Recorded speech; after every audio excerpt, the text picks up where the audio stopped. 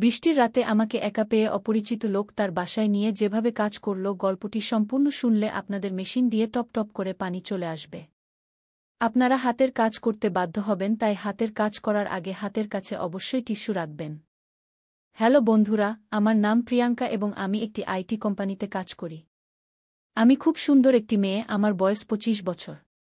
আমি এখনও অবিবাহিত, কিন্তু কিছুদিন ধরে আমাদের কোম্পানিতে কাজ করা রোহন আমাকে পছন্দ করতে শুরু করেছে।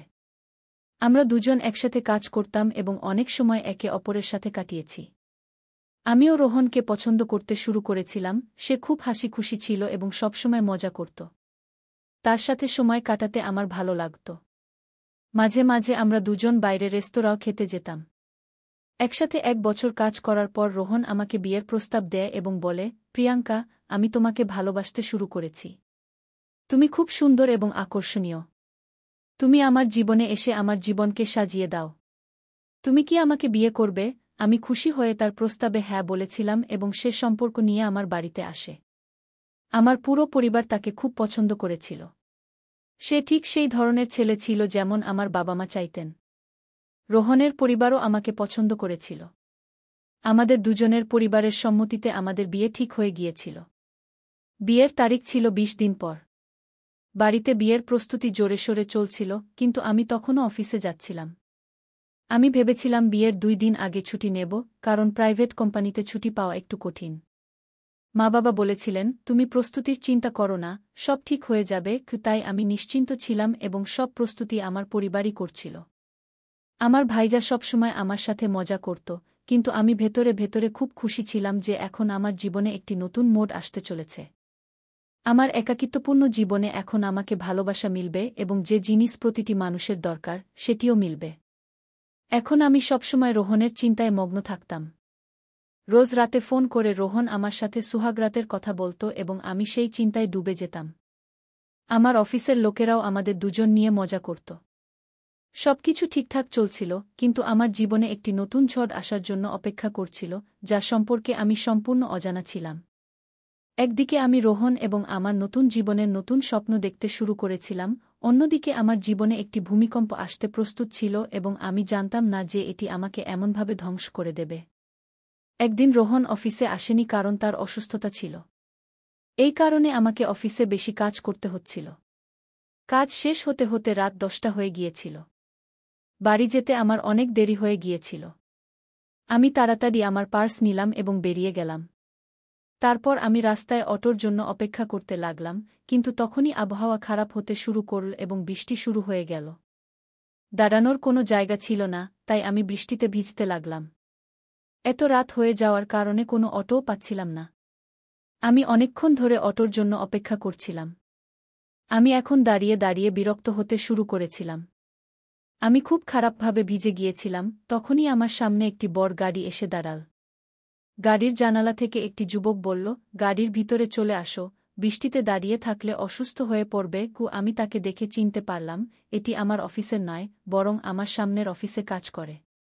অনেকবার লিফটে আসা যাওয়ার সময় আমি তাকে দেখেছি। যখনই লিফটে আমি তার সাথে একা থাকি, সে আমার দিকে চুপচাপ তাকিয়ে থাকে। একবার আমি অফিসের পর অটোর জন্য অপেক্ষা করছিলাম, তখন এই যুবক আমার কাছে এসেছিল। সে সেই দিনও আমাকে লিফট অফার করেছিল, কিন্তু তখনই সেখান থেকে রোহন তার বাইক নিয়ে এসেছিল এবং আমি তার সাথে চলে গিয়েছিলাম। সে অনেকক্ষণ ধরে আমাদের পিছু নিয়েছিল। কিন্তু আজ তো রোহনও নেই এবং এই ছেলে আমাকে আবার লিফট অফার করছে। আমি ভেবেছিলাম কোনো অপরিচিতের কাছ থেকে লিফট নেওয়া ঠিক হবে না, তাই আমি তাকে না বলে দিয়েছিলাম এবং বলেছিলাম, থ্যাংক ইউ, কিন্তু আমি অটোর জন্য অপেক্ষা করব। তখনই সেই যুবক দৌড়ে বেরিয়ে এসে বলল, রাত 11টা হয়ে গেছে, এত রাতে তোমাকে কোথাও অটো মিলবে না। আবহাওয়া খুব খারাপ এবং এত রাতে কোনো মেয়ের এভাবে একা দাঁড়িয়ে থাকাও নিরাপদ নয়। তুমি প্লিজ আমার সাথে চলো।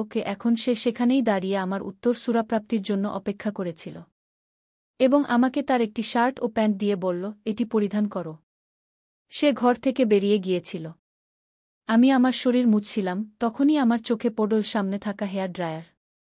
আমি ভাবলাম, প্রথমে আমার ভেজা চুল শুকিয়ে নিই, কারণ যদি আমার মাথা ভেজা থাকে তাহলে আমার মাথা ব্যথা শুরু হয়। আমি ধীরে ধীরে আমার চুল শুকানো শুরু করলাম এবং চুল শুকাতে শুকাতে একটু বেশি সময় লাগল। তারপর আমি আমার সব ভেজা কাপড় খুলে আমার শরীর মুছতে শুরু করলাম। তখনই সেই ছেলে ঘরের ভিতরে চলে এল। সেই সময় আমি কিছুই পরিধান করিনি, আমি মাথা থেকে পা পর্যন্ত সম্পূর্ণ পোশাক ছাড়া ছিলাম এবং সে আমাকে এই অবস্থায় দেখে ফেলেছিল। এক মুহূর্ত সে আমাকে দেখেই থাকল, কিন্তু পরের মুহূর্তেই সরি বলে দরজা বন্ধ করে দিল। আমার অবস্থা তখন খুব খারাপ হয়ে গিয়েছিল, একটি যুবক ছেলে আমাকে এই অবস্থায় দেখে ফেলেছিল। আমি তৎক্ষণাৎ শার্ট পরলাম, কিন্তু তার প্যান্ট আমার জন্য মানানসই হচ্ছিল না, তাই আমি তোয়ালে জড়িয়ে নিলাম। এরপর যখন আমি বাইরে বেরোলাম সে বলল, আমাকে ক্ষমা করো, কিন্তু আমি তো দরজা নক করে এসেছিলাম, তুমি উত্তর দিলে না কেন?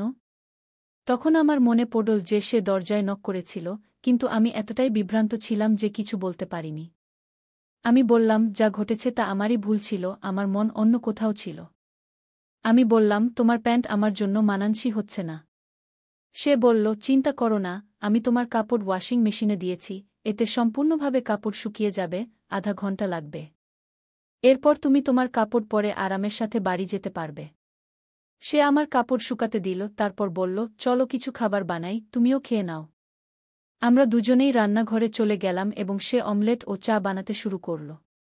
খাবার প্রস্তুত করে আমরা দুজনেই খেতে শুরু করলাম, কিন্তু আমি লক্ষ্য করলাম যে সেই ছেলে আমাকে দেখছে। তখনই আমার মনে পড়ল যে আমি আমার শার্টের উপরের বোতাম খুলে রেখেছি এবং সে আমার শরীর দেখছে। যেই আমি এটা বুঝতে পারলাম সে আমার খুব কাছাকাছি চলে এল। সে আমার শার্টের বোতাম লাগাতে শুরু করল, তখনই আমার শ্বাস খুব দ্রুত হয়ে গেল এবং তার শ্বাসও খুব দ্রুত চলতে শুরু করল। এই ছেলে কতটা হ্যান্ডসাম! আমি তার মুখই দেখতে থাকলাম। সে বলল, আমি তোমাকে একটি পাজামা দিচ্ছি, তুমি এটি পরিধান করো। এত বলেই সে আমার জন্য একটি পাজামা নিয়ে এল। আমি পাজামা পরিবর্তন করার জন্য ঘরে চলে গেলাম, কিন্তু আমি আবারও অজানা কোনো চিন্তায় বিভোর ছিলাম যে দরজা বন্ধ করাই ভুলে গেলাম এবং সেখানেই পরিবর্তন করতে শুরু করলাম। আমি তোয়ালে সরিয়ে ফেললাম এবং নিচে কিছুই পরিনি। সে সেখানেই দাঁড়িয়ে আমাকে দেখছিল। আমি পাজামা পরার আগেই সে আমার কাছে চলে এল এবং আমাকে তার বাহুতে জড়িয়ে আমার ঠোঁট চুম্বন করতে শুরু করল। আমি বিভোর হয়ে গেলাম। সে আমাকে বিছানায় শুইয়ে দিল। আমাদের দুজনেরই শ্বাস দ্রুত চলতে শুরু করল। সে আমাকে বারবার চুম্বন করতে লাগল এবং আমি তার ভালোবাসায় গলে যেতে লাগলাম। জানি না কি এক মাদকতা ছড়িয়ে পড়ল যে আমার কোনো কিছুরই হুঁশ ছিল না। সে আমাকে চুম্বন করতে করতে আমার শার্টের বোতাম খুলতে শুরু করল। কোনো ছেলে আমাকে প্রথমবার চুম্বন করেছিল, রোহনও আমাকে আজ পর্যন্ত চুম্বন করেনি, শুধু আমার হাত ধরেছিল। রোহনের কথা মনে হওয়া মাত্রই আমার মনে পড়ল যে আমার বিয়ে হতে চলেছে। কিন্তু এখন আমি এই রোমাঞ্চকর যাত্রার সেই মুহূর্তে পৌঁছে গিয়েছিলাম যে নিজেকে থামাতেই পারছিলাম না। সে ধীরে ধীরে আমার শার্টের সব বোতাম খুলে দিল। আমি তার ভালোবাসার গভীরে ডুবে গেলাম। আধা ঘন্টা ধরে আমরা সুদবুদ হারিয়ে ভালোবাসা করলাম। কিন্তু তখনই হঠাৎ আমার মনে হল, আমি কি করছি? এটা ভেবেই আমার চোখ থেকে অশ্রু বেরিয়ে এল। আমি বললাম, তুমি কি করছ? আমি তো তোমাকে চিনি না। সে বলল, আমি আকাশ, আকাশ সিংঘানিয়া। এই নাম শুনেই আমি চমকে উঠলাম, কারণ আমার পাশের অফিসের সিইও আকাশ সিংঘানিয়া, অর্থাৎ এটি একটি বেশ ধনী ছেলে। এবং সে কি আমাকে চেনে? কারণ প্রতিবার সে আমাকে তার বিল্ডিংয়ের আশেপাশে পায় এবং প্রতিদিন লিফটে আমার সাথে ওঠানামা করে। কিন্তু আমি কখনো তার দিকে মনোযোগ দিইনি। আমি বললাম, থামো, এর বেশি কিছু করো না। যদিও আমি নিজেকে থামাতে পারছিলাম না, কিন্তু সম্ভবত সে আমার চোখে অশ্রু দেখে থেমে গেল এবং ঘর থেকে বেরিয়ে গেল। সে তার সীমা অতিক্রম করেনি এবং আমার সম্মান অক্ষত ছিল। আমি দ্রুত উঠে দেখলাম আমার ভেজা কাপড় শুকিয়ে গেছে। আমি দ্রুত আমার কাপড় পরলাম এবং বাইরে চলে এলাম। আকাশ আমার দিকে তাকাচ্ছিল না, কিন্তু আমি তার সাথে কথা বলতে চাইছিলাম।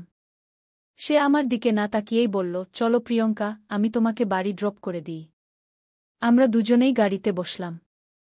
আমি চাইছিলাম আকাশ আমার সাথে কথা বলুক, আমাদের মধ্যে যা কিছু ঘটেছে সে সম্পর্কে কিছু বলুক, কিন্তু সে তো আমার দিকে তাকাতেই পারছিল না। আমার বাড়ির পা। সে এসে থেমে গেল এবং বলল, যদি চাও তবে ছাতা নিয়ে যেতে পারো। আমি তার দিকে তাকাতে লাগলাম, তখন সে তার পার্স খুলে তার কার্ডটি আমাকে দিল। আমি কার্ডটি হাতে নিয়ে তার কিছু বলার অপেক্ষা করতে লাগলাম, কিন্তু সে নীরব থাকল। হঠাৎ, জানি না আমার কি হল, আমি তার কাছাকাছি চলে গেলাম এবং তার ঠোঁটে চুমু দিলাম। সে আমার দিকে প্রেমভরা দৃষ্টিতে তাকিয়ে থাকল। আমি গাড়ি থেকে নেমে বাড়ি চলে এলাম। আমার বেডরুমে গিয়ে প্রায় আধা ঘন্টা ধরে আমি শুধু এটাই ভাবতে লাগলাম যে আজ কি হয়ে গেল।